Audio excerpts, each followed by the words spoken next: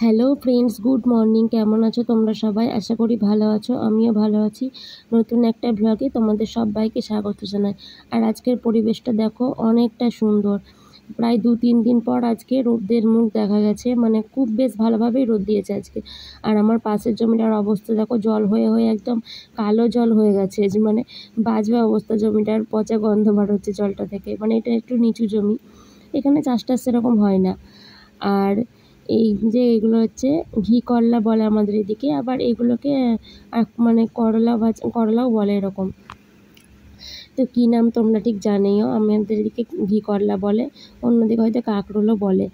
আর এখানে বাবু কি করছে দেখো, আমি আলু কেটে রেখেছি আর ওই জলের মধ্যে সেই ছপ করে হাত দিচ্ছে আর জলগুলো ছিটছে, আর ও নিজে নিজেই কী সব বলছে আর কথা বলছে আর খেলা করছে। জল ঘাটতে পেলে আর কিছুই চায় না। তো এই করলা জিনিসটা আগে আমার খুবই অপছন্দের ছিল, আর সেই জিনিসটা এখন আমি খুব ভালো খাই, আমার খুব ভালো লাগে। মানে ঘি করলা যেটা বলে সেটাকেই বলছি। তো বরকে বলেছিলাম তুই বাজার থেকে নিয়ে এসছে। আর এখন আমার সবজি টবজি কাটার পর আমি এখন ছাদে চলে এসেছি। আর ছাদেই দেখো বরের জামা কাপড় মেলতে এসেছিলাম, আর এখন ছাদে তিল রোদে দিয়েছে। মানে এগুলো আমাদের জমিতে হয়েছিল, তো দেখো তিল বার হয়েছে কত। দেখো আমি হাতে নিয়েও দেখাচ্ছি তোমাদের।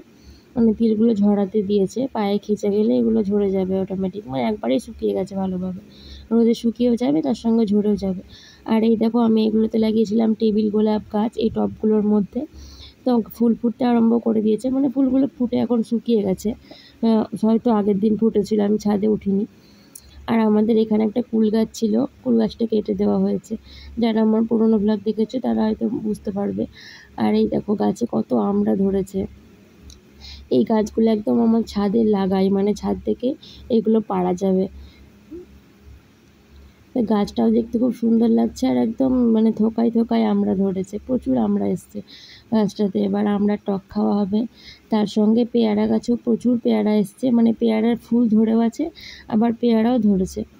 তো কতগুলো থাকবে এখন পরের ব্যাপার, কিন্তু এমনি এসছে প্রচুর। আর এই পেয়ারাগুলো খেতেও খুব সুন্দর হয়, একদম বড় বড় মিষ্টি, বেশ ভালো পেয়ারা।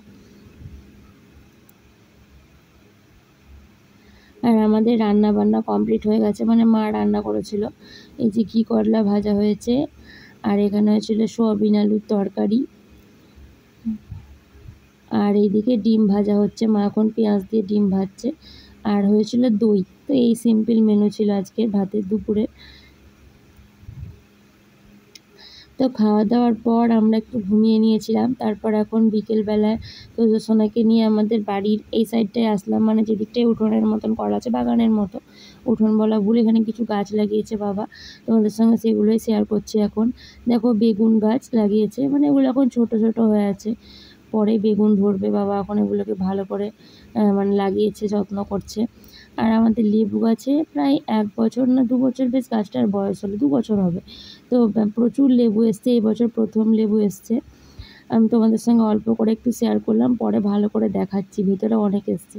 আর এখানে পুরো মানে জায়গাটাতেই কচু লাগানো হয়েছে। তো কচুটা দেখো পাতা বার হয়েছে, এই দিকটা একটু হালকাভাবে বার হয়েছে, আর ওই যে দিকটা দেখাচ্ছি এই দিকটায় বেশ বড় বড় কচুর পাতা বার হয়েছে। তো আশা করি কচু যখন হবে তখন ভালোই হবে, কারণ ভালোই শুনছিলাম গাছটা ভালো জায়গা থেকেই বীজ নিয়ে এসেছিলো। আর এই কুমড়োর গাছও হয়েছে একটা, তার সঙ্গে লঙ্কা গাছও লাগানো হয়েছে। তো এইসব গাছগুলোই আছে। আর দেখো লেবুটা তোমাদের আমি কাছ থেকে দেখাচ্ছি, এক একটা লেবু একটু মোটা মোটাও হয়েছে, মানে ওই 5-6টা মতো একটু মোটা হয়েছে, আর বাদবাকিগুলো একদম ছোট ছোটোই হয়ে আছে। তো বেশ ভালো লাগলো গাছটা, ভেবেছিলাম কেটে দেবো, কিন্তু কেটে দেওয়ার আগে দেখো কেমন ফল চলে আসলো।